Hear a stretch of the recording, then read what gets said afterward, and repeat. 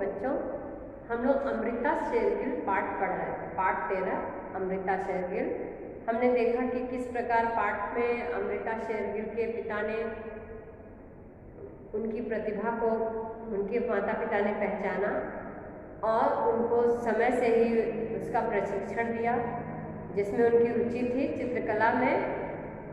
और उनके रुचियों को देखते हुए उनकी जो जिसमें वो चित्रकला में निपुण थे, उनकी प्रतिभा को आगे बढ़ाया।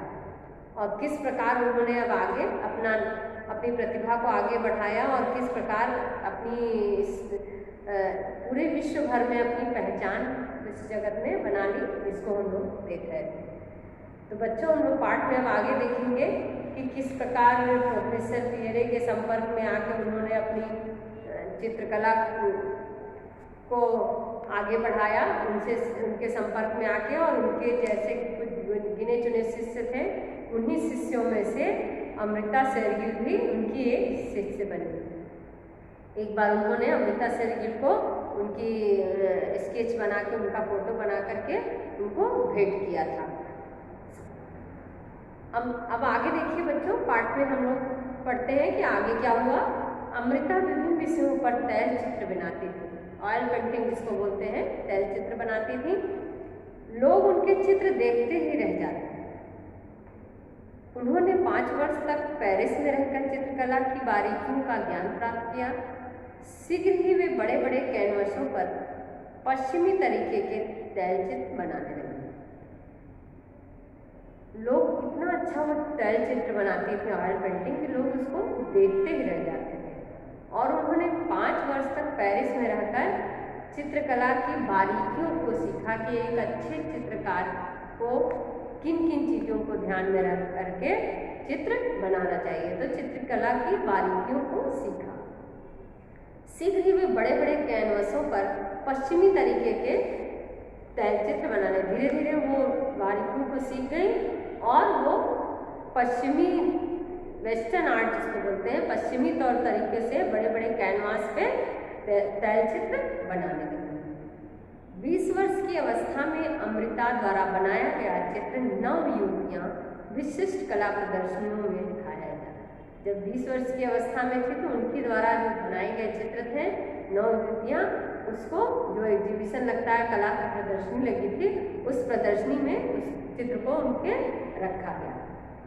इस चित्र के आधार पर इन्हें ग्रांड सेलो का सदस्य बना दिया गया। यह भारतीय युवती के लिए सम्मान की बात है।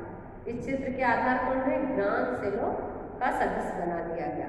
यह भारतीय युवती के लिए सम्मान, जो एक सदस्य था ग्रांड सेलो, वहाँ का उनको सदस्य बना दिया गया। यह उनके लिए क्या था, एक उनके सम्मान की बात थी कि उनको इस संस्था का सदस्य बनाया गया था। यह भारतीय युवती के लिए सम्मान की बात थी क्योंकि विदेश में बनाया गया था। प्रोफेसर ल्यूसिए सिमो अपने शिष्यों को खूब देखभाल कर चुनते थे।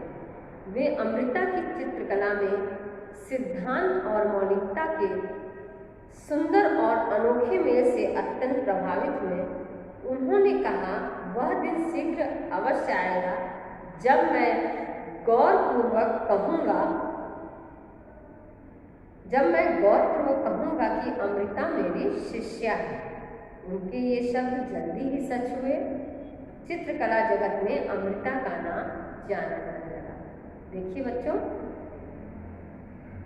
प्रोफेसर लूसिए सिमो अपने शिष्यों को खूब देखभाल करते थे। वो अपने जो शिष्य थे, जिनकी कला में रुचि रही, जो आर्टिस्ट थे, उनको बहुत ही निपुण शिष्य को चुनते थे। वे अमृता की चित्रकला में सिद्धांत और मौलिकता को देख के सभी चीज़ों को अच्छे से उकेरा गया है, उसको देखते हुए उन्होंने अनोखे मेल से, उनके कलर के कॉम्बिनेशन से, सब चीज़ से प्रभावित हुए। और उन्होंने कहा कि वह दिन शीघ्र आएगा जब मैं गौरवपूर्वक मतलब कहूँगा कि गर्वपूर्वक गर्व से कि मेरी शिष्या है, अमृता मेरी शिष्या है। यानी उनकी कला को देख करके वो भी प्रभावित हुए और कहे वो दिन दूर नहीं कि जब मैं कहूँगा कि अमृता मेरी शिष्या है। उनके ये सब जल्दी ही सच हुए। चित्रकला जगत में अमृता का नाम जाने लगा। और उन्होंने जो ये कहा था, ये उनके जो शब्द हैं वो जल्दी ही सच हुए और चित्रकला जगत में अमृता का नाम जाना जाने लगा। अमृता को भारत सदा ही आकर्षित करता है। सन 1934 में वे भारत आई।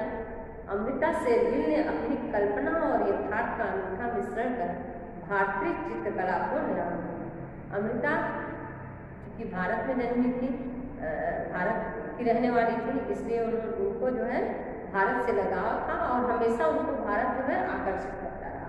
और सन 1934 में वे भारत आई और अमृता शेरगिल ने अपनी कल्पना और यथार्थ यानी कल्पना और यथार्थ को अनूठा मिश्रण देकर यानी जो सोचा उसको अपने चित्र के माध्यम से उतारा। भारतीय चित्रकला को उन्होंने नया रूप दिया। उनकी आरंभिक चित्र कृतियों में तो राजपूत कला की झलक मिलती है, परंतु बाद में पूर्वी तथा पश्चिमी कला का अद्भुत सम्मिश्रण कर उन्होंने एक नवीन शैली को जन्म दिया। उनकी जो चित्रकला है, आरंभिक चित्र कृतियों में राजपूत कला की झलक मिलती है, राजपूताना आर्ट जो होता है उसकी झलक मिलती है, लेकिन जो बाद में उन्होंने बनाया चित्रकला उसमें पूर्वी और पश्चिमी कला का अद्भुत सम्मिश्रण मिलता है। उन्होंने एक नवीन शैली को जन्म दिया। पूर्वी और पश्चिमी कला का अद्भुत मिश्रण करके उन्होंने क्या किया, एक नवीन शैली को चित्रकला की जन्म दिया। नवयुवतियाँ, कहानी वक्ता, नारी आज अमृता के प्रसिद्ध चित्र हैं। ये जो नवयुवतियाँ, कहानी वक्ता और नारी, ये इनके प्रसिद्ध चित्र हैं। प्राकृतिक सुंदरता, आशा निराशा तथा जीवन के विविध पहलुओं को उन्होंने अत्यंत खूबी से प्रस्तुत किया है। प्राकृतिक सुंदरता यानी प्रकृति का दृश्य, मन के भाव, दुख और सुख, आशा और निराशा, इन सबको उन्होंने बहुत ही सुंदरता के साथ अपने चित्रों पर उतारा है, चित्रों के माध्यम से उसको प्रस्तुत किया है। उन्होंने भारतीय ग्रामीण जीवन को बारीकी से समझा। गांव का जीवन कैसा होता है, ग्रामीण भारतीय जीवन, उसको ध्यान से समझा और 3 बहनें, पनिहारी, वधू सिंगार आदि चित्रों में सुंदरता कूट कूट कर भरी। उन्हें भारतीय जीवन को, ग्रामीण जीवन को ध्यान से समझा और अपने जो ये सारी उनकी चित्रकला है, बहनें, पनिहारी, वधू सिंगार आदि चित्रों में उन्होंने क्या किया, अपने सुंदरता को कूट कूट कर भरी है चित्रों में दिखाया है। ग्रामीण परंपरा को, ग्रामीण जो शैली है, भारतीय ग्रामीण शैली को दिखाया है। अमृता ने इस विषय में लिखा, जैसे ही मैंने भारत की धरती पर कदम रखा, मेरी कला, मूल भावना और तरीके में अंतर आया। अमृता ने कहा, जब मैं भारत आई, भारत की धरती पर पैर रखते ही मेरी कला और मेरी जो मूल भावना है उसमें दोनों में अंतर आ गया। पहले जो मैं जहाँ रही वहाँ के हिसाब से उस तरह जो भी चित्रकला करती थी, लेकिन भारत में आके मैं भारतीय संस्कृतियों को, ये सब चीज़ों को अपनी कला में प्रस्तुत किया, कला के माध्यम से उभारा है। सम्य भारतीयता समा गई। उनके चित्रों को बहुत सराहा गया। बम्बई आर्ट सोसाइटी ने उन्हें स्वर्ण पदक प्रदान कर उनकी प्रशंसा की। जब वो विदेश से भारत आई तो उनके सब में जो उनकी चित्रकला में क्या था, भारतीयता समा गई, भारत का झलक दिखने लगा, भारतीयता समा गई कि ग्रामीण परिदृश्य को देखा और पनिहारी, नववधू, ये सारे चीज़ जो है हमारे भारत देश की जो संस्कृति है उससे मेल खाती हुई अपनी चित्रकला को रूप दिया। उनके चित्रों को बहुत सराहा गया, लोग बहुत ज़्यादा पसंद करने लगे और मुंबई आर्ट सोसाइटी ने उन्हें स्वर्ण पदक प्रदान कर उनकी प्रशंसा की। मुंबई आर्ट सोसाइटी जो थी वहाँ उसको स्वर्ण पदक प्रदान करके उनकी प्रशंसा की। चित्रकला के साथ साथ अमृता की रुचि संगीत और अभिनय में, ऐसा नहीं था कि अमृता केवल चित्रकला में ही, कला में निपुण थी तो केवल चित्रकला में नहीं, वे उनकी रुचि अभिनय और संगीत में भी थी। विवाह के बाद के कुछ वर्षों तक वे हंगरी में रहीं, फिर भारत लौट आए। उनकी विवाह हुआ तो वो हंगरी में रही, लेकिन विवाह के कुछ समय बाद ही वो कहाँ लौट आई? भारत वापस लौट आई। मिलनसार, मधुर और शांत स्वभाव वाली अमृता शेरगिल का दाम्पत्य जीवन सुखी रहा। मिलनसार, मधुर और शांत स्वभाव, उनका व्यवहार शांत था, मिलनसार थी और मधुर मीठा बोलती थी। उनका वैवाहिक जीवन जो है सुखपूर्वक बीता। भारतीय चित्रकला जगत में उन्होंने लोक शैली को जीवित किया। लोक कला जो थी उसको, लोक मतलब हमारी जो संस्कृति है, लोक संस्कृति, उससे मेल खाती हुई उन्होंने अपनी चित्रकला को रूप दिया। वैसे उन्होंने चित्रकला बनाई। 5 दिसंबर सन 1941 को इस महान चित्रकार का स्वर्गवास हुआ। 5 दिसंबर सन 1941 को इस महान चित्रकार अमृता शेरगिल का स्वर्गवास हुआ। इतनी छोटी आयु में विश्व स्तर की ख्याति प्राप्त करने वाली सच्ची कला साधिका अमृता जी की कृतियाँ युगों युगों तक कला जगत को सुगंधित करती रही। 5 दिसंबर सन 1941 को इनका स्वर्गवास हुआ। इतनी कम उम्र में इन्होंने इतना सब कुछ हासिल कर दिया, इस छोटी सी उम्र में, कि ऐसा कोई सन 1924 में ये इनका 5 दिसंबर 1941 को इस महान चित्रकार का स्वर्गवास हुआ। इस छोटी सी उम्र में ही विश्व भर में ख्याति प्राप्त की, विश्व भर के लोग इनको जानने लगे। सच्ची कला साधिका अमृता जी की कृतियाँ युगों युगों तक कला जगत को सुगंधित करती रहेंगी।